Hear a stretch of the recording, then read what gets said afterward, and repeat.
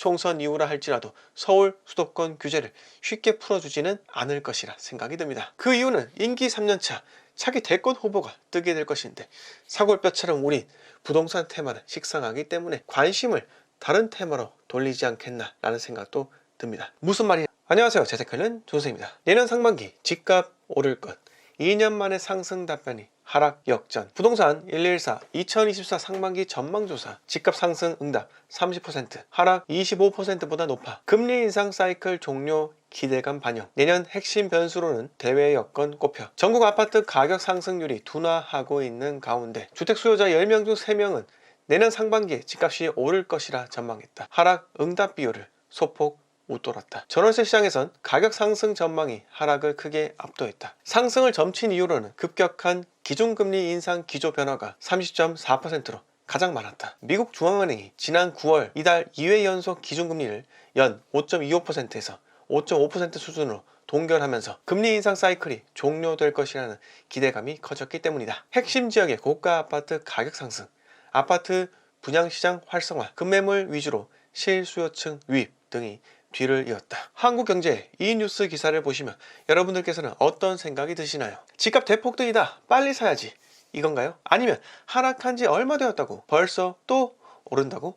이렇게 생각하시나요? 여러분, 우리는 이성적으로 매우 냉정하게 시장을 분석할 필요가 있습니다. 우선 빨리 사야지 라고 생각하는 분들께서는 제가 질문할 테니 대답 한번 해보세요. 지금 살만한 금액대 맞습니까? 저금리로 대출 잘 되고 있습니까? 다주택자가 유입될 상황 맞습니까? 여러분, 지금은 여전히 비쌉니다. 역대급으로 전세가율이 낮습니다. 전세가율이 낮다는 것은 여전히 매매가가 전세가 대비 고평가라는 겁니다. 그리고 저금리로 대출 잘 되고 있습니까? DSR 여전히 걸려있는 건 모르시나요? 매매가 6억 원, 연소득 1억 원 초과인 사람에게도 해주던 특례 보금자리 대출 일반형이 10월부로 폐지되었다는 것 모르시나요? 제가 바라볼 때에는 부동산이 상승하기 위해서는 투자자가 진입하기 용이한 구조가 되어야만 합니다. 매매가 대비 전세가율의 궁합이 잘 맞아야 하고 매수하기 쉽도록 규제도 완화되어야 한다는 것이죠. 즉, 유동성이 없이, 규제 완화 없이 부동산은 지속적으로 오를 수 없다는 겁니다. 그런데 아까 말씀드린 뉴스에서 내년 상반기 집값이 오를 거라고 응답한 사람들의 수가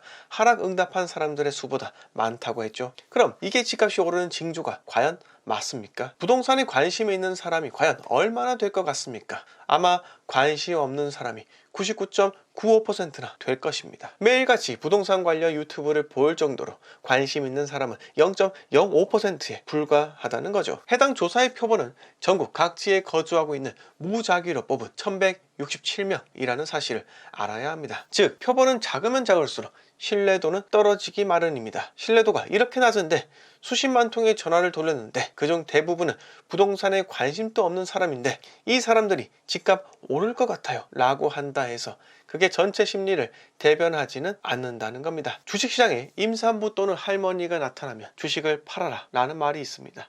칵테일 파티에 갔는데 처음 보는 사람이 주식 이야기를 하면서 종목 추천을 하면 팔아야 되는 시기다 라는 이야기도 있죠. 그만큼 현재 시기에 정체도 모르는 사람들이 일부 집값이 오른다고 주장하기 때문에 앞으로 집값은 오를 것이라고 생각하다가 정말 큰 코 다칠 수도 있으며 오히려 그 표본이 부동산에 전혀 관심 없는 사람이 대부분이라면 부동산을 모르는 사람이 앞으로의 집값은 오를 것이라고 한 격이기 때문에 현재 단기 고점이 아닌지 매우 의심을 해야 한다는 것입니다. 특히 매매가가 비싼 서울과 수도권에서라면 더더욱 눈에 불을 켜고 의심을 해야 한다는 거죠. 마지막으로 하나 말씀드리고 이번 내용 모두 마치겠습니다. 내년 4월에는 국회의원을 뽑는 총선이 있습니다. 총선 전까지는 그 누구도 부동산 가격이 오르거나 그 누구도 부동산 가격이 떨어지기를 원하지 않을 겁니다. 표 대결은 결국 중간표를 누가 더 많이 가져오느냐에 따라 승패가 갈리기 때문에 여당, 야당